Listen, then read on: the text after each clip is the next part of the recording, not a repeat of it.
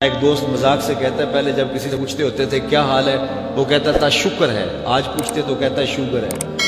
تو بالکل حالات بدل گئے اور ناشکری پیدا ہو گئی ہے، برکت اٹھ گئی ہے، اللہ کی ناراضگی ہو گئی ہے۔ یہ ناراضگی کیسے ہوتی ہے؟ جب ہم اس کے حکموں کو توڑتے ہیں تو پھر وہ ہماری پرواہ کرنا چھوڑ دیتا ہے۔ پھر صحرا میں پڑے ہوئے خشک پتے کی طرح ہوائیں چاہے ادھر اڑائیں چاہے ادھر اڑائیں، اللہ کو کوئی غرض نہیں ہوتی، وہ جدھر مزید دھکے کھاتا پھرے، اور اگر کوئی اس کا ہو جائے پھر وہ اللہ کے ذمے ہوتا ہے، اللہ پھر اس کی حفاظت کرتا ہے۔ کوئی میلی آنکھ سے دیکھ کے جائے گا کہ کسی میں ہمت کیسے ہو۔ حضرت سفینہ رضی اللہ تعالیٰ عنہ جنگل میں بھٹک گئے تو انسانی بھوک سونگ کے شیر جب حملہ آور ہونے کے لیے قریب آیا تو حضرت سفینہ رک گئے اور شیر کی آنکھوں میں آنکھیں ڈال کے کہا، اور جنگل کے بادشاہ جانتا نہیں میں کون ہوں، میں رسول اللہ کا نوکر ہوں۔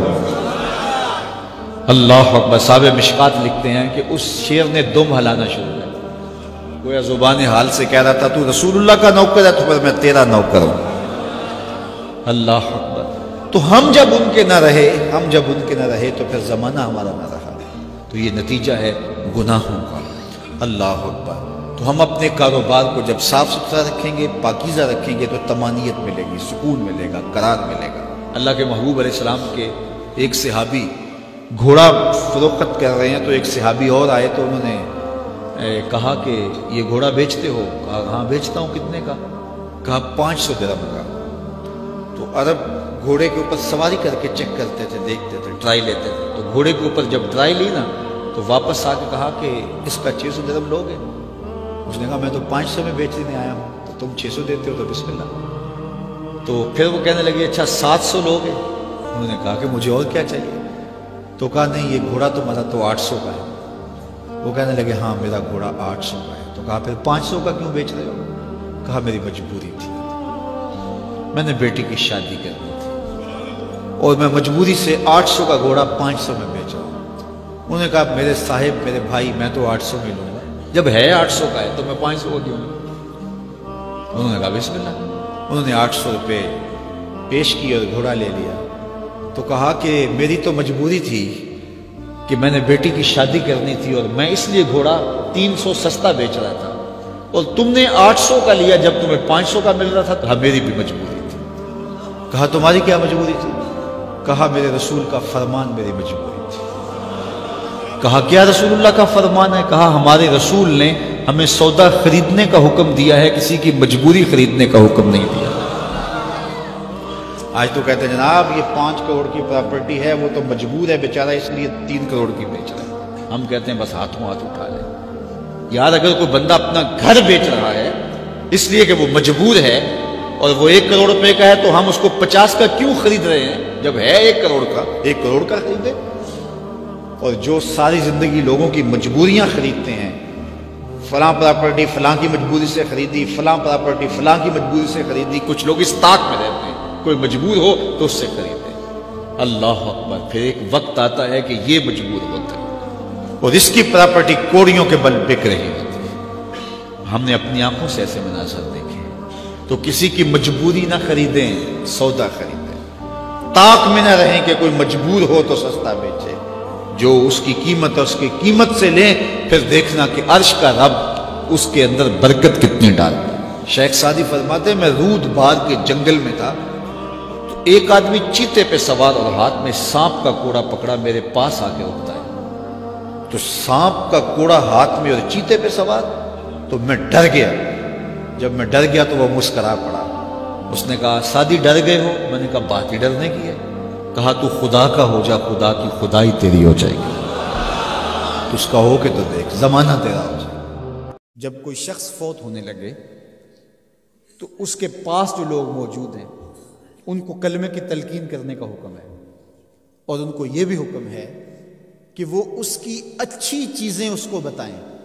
جب کوئی بندہ بوڑھا ہو جائے نا اور وہ بس اب جانے والا ہے اس دنیا سے، تو اس کی زندگی کی برائیاں اس کو یاد نہ دلائیں، اس نے جو اچھے کام زندگی میں کیے اس کو یاد دلائیں، تاکہ اس کے ذہن کی سکرین پر وہ چیزیں آنا شروع ہو جائیں، وہ اللہ سے حسن ظن اور امید کو مضبوط کرنے لگے کہ شکر ہے میرے اللہ نے مجھ سے یہ کام بھی لیا، میں نے مسجد بنائی، میں نے دارالعلوم بنایا، میں نے یتاما و مساکین کی مدد کی، میں نے غرباء کے سر پہ ہاتھ رکھا، میں نے رشتہ داریوں کو نبھایا، میں نے یہ کیا وہ کیا۔ اس کے اچھائی والے کام اس کے سامنے رکھے جائیں تاکہ اللہ سے اس کو امید، حسن ظن غالب ہو جائے، کیونکہ اب وہ گناہ تو کر ہی نہیں سکتا، تو اب اس کی امید غالب کی جائے، ایسی باتیں سنائی جائیں۔ میرے حضور نے فرمایا جس شخص کے مرنے کے بعد اس کو 4 گواہ مل گئے اچھائی کے، لوگوں نے کہا یہ بڑا اچھا آدمی تھا، صرف 4 گواہ مل گئے، تو فرمایا کہ اللہ اس کو غفران و رحمت کے پردوں میں ڈھانپ لیتا ہے، اس کی بخشش و مغفرت ہو جاتی ہے، اس کو جنت عطا کر دی جاتی ہے۔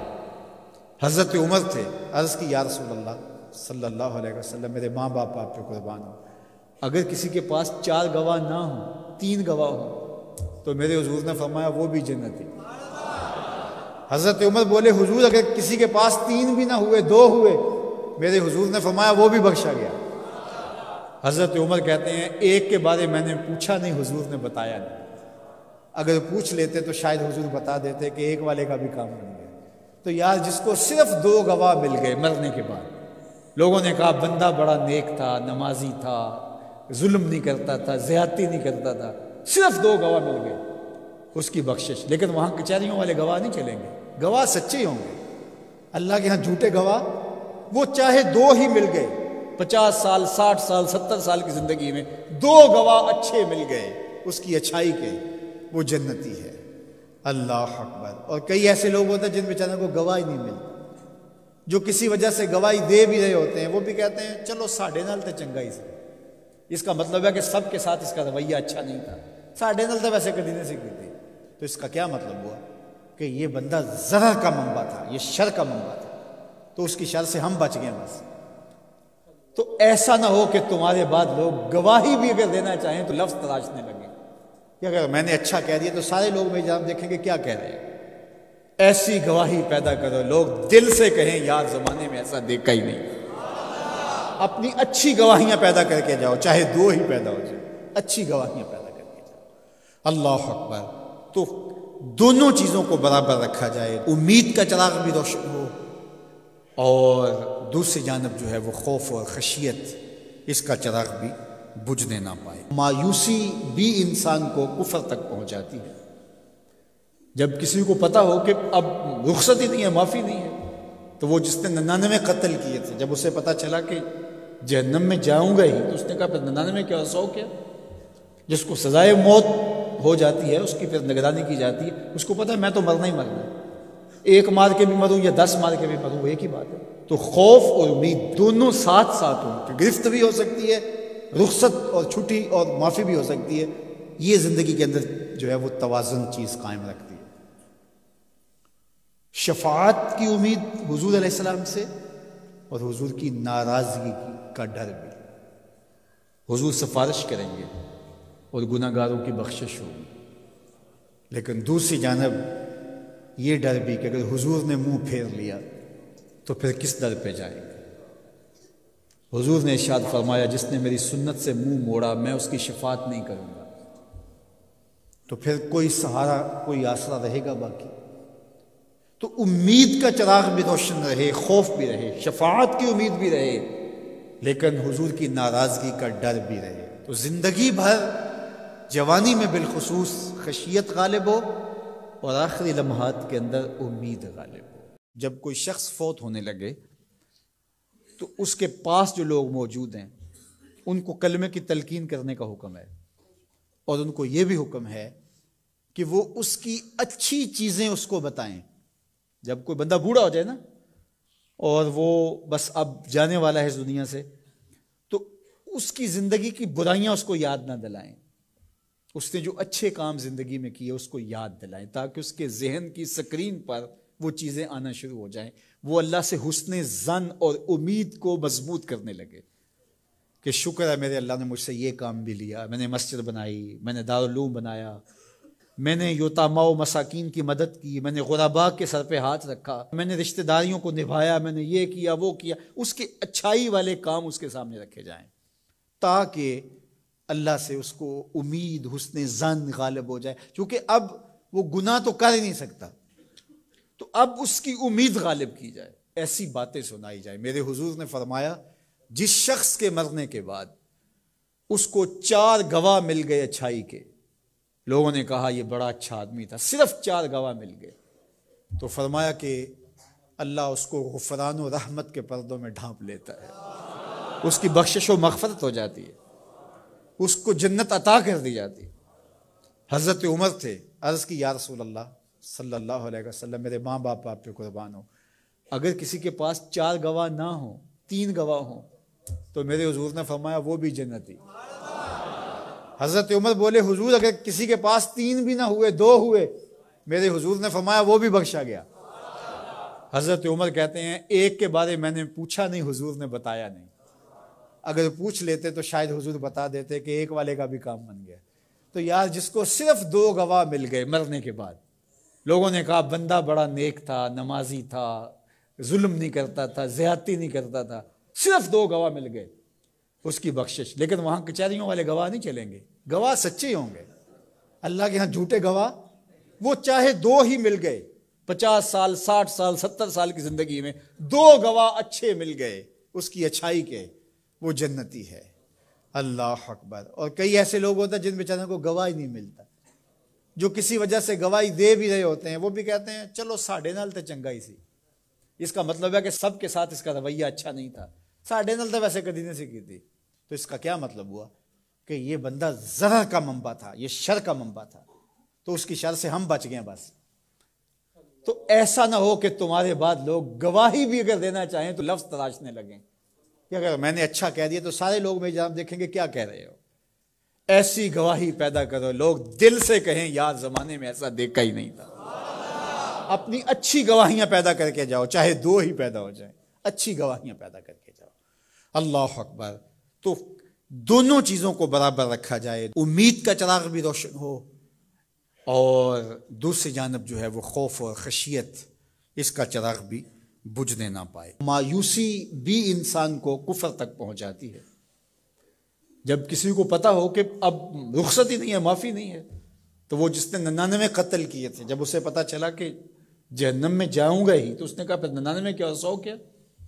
جس کو سزائے موت ہو جاتی ہے اس کی پھر نگرانی کی جاتی ہے، اس کو پتا ہے میں تو مرنا ہی مرنا ہے، 1 مار کے بھی مروں یا 10 مار کے بھی مروں، ایک ہی بات ہے۔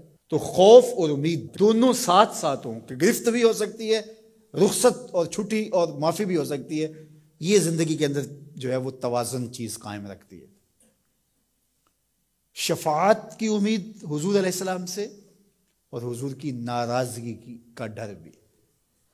حضور سفارش کریں گے اور گناہ گاروں کی بخشش ہوگی، لیکن دوسری جانب یہ ڈر بھی کہ اگر حضور نے منہ پھیر لیا تو پھر کس در پہ جائیں گے۔